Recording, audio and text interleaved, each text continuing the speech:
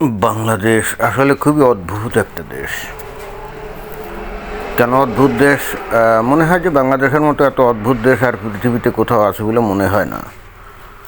এই বাংলাদেশ, এই যে এই রোহিঙ্গা, তাই না? রোহিঙ্গারা তো বাংলাদেশের নাগরিক না। তো 8-10 বছর আগে এই রোহিঙ্গাদেরকে বাংলাদেশে ঢুকানো হলো না? কত 9 লক্ষ না 10 লক্ষ রোহিঙ্গাদেরকে কিন্তু বাংলাদেশে ঢুকানো হলো এবং তাদেরকে রীতিমতো জামাই আদরে রেখে খাওয়ানো হচ্ছে। সুন্দর সুন্দর ঘর বাড়ি তাদের জন্য তৈরি করে দেওয়া হয়েছে। নট অনলি দ্যাট, এরা অনেকেই কিন্তু বাংলাদেশের পাসপোর্ট করে রীতিমতো ওই মধ্যপ্রাচ্যের দেশগুলোতে চলেও গেছে।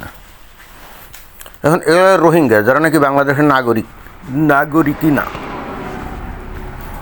অথচ বাংলাদেশের থেকে অবৈধভাবে ভারতে গেছে যে সমস্ত লোকজন, এখন ভারত সরকার তাদেরকে চিহ্নিত করে বাংলাদেশে ফেরত পাঠাতে চাচ্ছে বা ফেরত পাঠানোর ব্যবস্থা করছে, কিন্তু বাংলাদেশ সরকার তাদেরকে গ্রহণ করতে রাজি না। কি অদ্ভুত ব্যাপার না? যারা নাকি বাংলাদেশের অরিজিনাল নাগরিক তাদেরকে বাংলাদেশ সরকার গ্রহণ করবে না, বাংলাদেশ সরকার গ্রহণ করে লক্ষ লক্ষ রোহিঙ্গাদেরকে। এরা কি বলা যায়? একে কি বলা যায়? এই যে এখানে এই যে একটা খবর বের হয়েছে, একেবারে তরতাজা খবর, 1 জুন 2026, পেট্রাপোল সীমান্তে উত্তেজনা, 10 জন বাংলাদেশি অনুপ্রবেশকারীকে ফেরত নিতে অস্বীকার বিজিবি। বাংলাদেশ তাদের নিজেদের জনগণকেই ফেরত নিতে চায় না।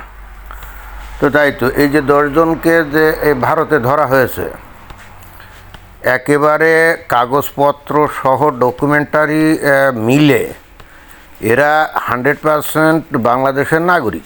তাদের কাছে হয়তো আইডি কার্ডও আছে, হয়তো পাসপোর্টও থাকতে পারে। এবং তারপরেই শোনা ভারত সরকার কি করছে, তাদেরকে এনে ওই সীমান্ত পর্যন্ত নিয়ে আসছে। আনার পর এরা সীমানা পাড়ি দিয়ে কিন্তু বাংলাদেশের ভিতরে ঢুকেও গেছে। এখন বিজিবির নজরে পড়ার পর তাদেরকে আর বাংলাদেশে ঢুকতে দিবে না, এবং তারা এখন ওই যে মাঝখানে নোম্যান্স ল্যান্ড, ওই যে অনেকটা নোম্যান্স ল্যান্ড, সেখানে এখন ওই যে বসে আছে। তো এখন এদের কাছে তো প্রমাণ আছে এরা বাংলাদেশের নাগরিক। এরা অবৈধভাবে বা বৈধভাবে হয়তো ঢুকছে, অনেকে অবৈধভাবে গেছে, আবার অনেকে হয়তো বৈধভাবেও গিয়ে থাকতে পারে এবং তারপরে আসেনি। তাহলে এরা এদের মাতৃভূমিতে ফেরত আসবে, তো তাদেরকে বাংলাদেশ সরকার বিজিবি গ্রহণ করবে না?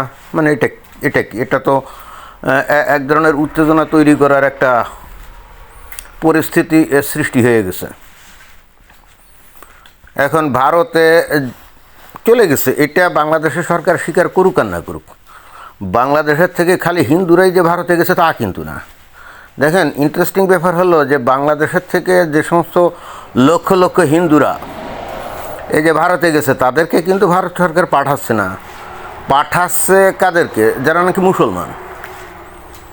এখন হিন্দুদের কেন পাঠাচ্ছে না? কারণ মনে করা হয় যে বাংলাদেশে হিন্দুদের ওপরে মুসলমানরা বিভিন্ন সময় বিভিন্ন অজুহাত তুলে অত্যাচার নির্যাতন করে, এই জন্য তারা নিরাপত্তাহীনতার মধ্যে ভোগে এবং সেই হেতু তারা ওই ভারতে চলে গেছে।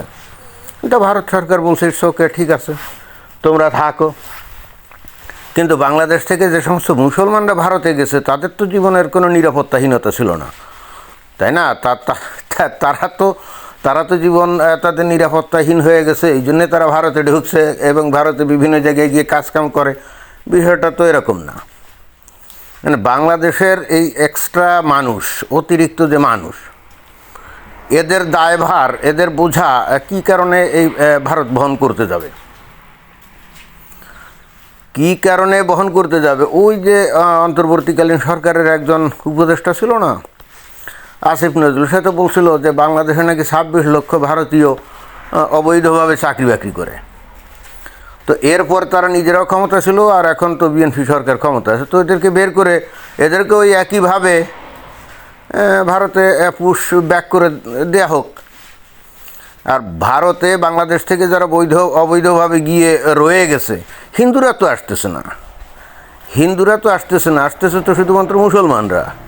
এখন ভারত সরকার বলছে যে মুসলমানদের জীবন তো আর অনিরাপদ না বাংলাদেশে, তাহলে তাদের কি কারণে আমরা আমাদের মানে তাদের কেন আমরা খাওয়াবো পরাবো, মানে এটা কি কারণে করবে?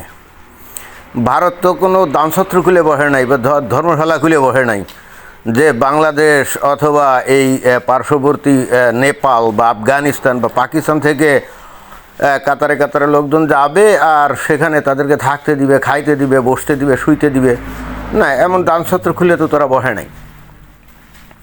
তাহলে বাংলাদেশের থেকে যারা গেছে তাদেরকে এখন তারা যদি এখন বাংলাদেশে ফেরত আসতে চায় তাহলে বাংলাদেশ তাদেরকে গ্রহণ করবে না? এটা কি এক ধরনের মামাবাড়ি আবদারের মতো না?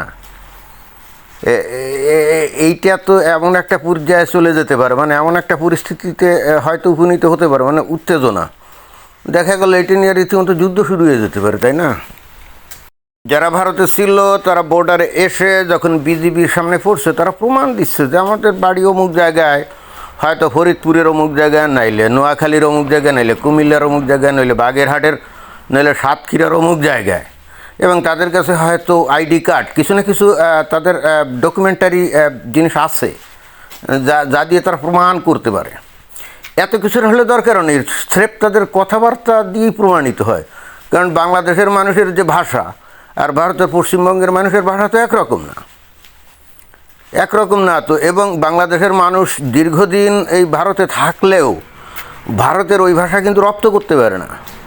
অন্তত 2-4-5 বছর যদি থাকে তাহলে রপ্ত করতে পারে না। একেবারে যদি 15-20 বছর 30 বছর থাকে তখন হয়তো রপ্ত করতে পারে।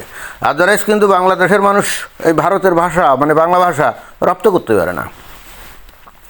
তো এদের কাছে পরিচয় আছে, এদের কাছে ডকুমেন্ট আছে যে, এবং এরা বলতে চাচ্ছে যে আমার বাড়ি অমুক জায়গায় অমুক গ্রামে, তাই না? সব কিছু বলে দিচ্ছে। এখন বিজিবি অথবা বাংলাদেশের প্রশাসন সেই এখন তো মোবাইল ফোনের যুগ, খুব ইজিলি এখন সেই উপজেলায় যে প্রশাসন আছে বা পুলিশ আছে তাদের সাথে যোগাযোগ করে কিন্তু খুব ইজিলি করতে পারে, শনাক্ত করতে পারে যে এই লোকগুলো আসলে বাংলাদেশের কিনা, বাংলাদেশি বংশোদ্ভূত কিনা। সেদিকে না গিয়ে এদেরকে বাংলাদেশে ঢুকতে দিচ্ছে না, মানে এটা আমি জানি না এখন ভারত এটাকে কী দৃষ্টি দিয়ে দেখবে।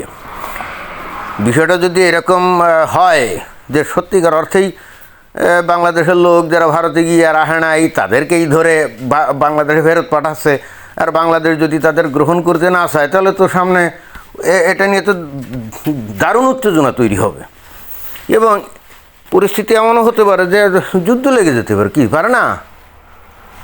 দেখা যাক বাংলাদেশ সরকার কি করে। ধন্যবাদ।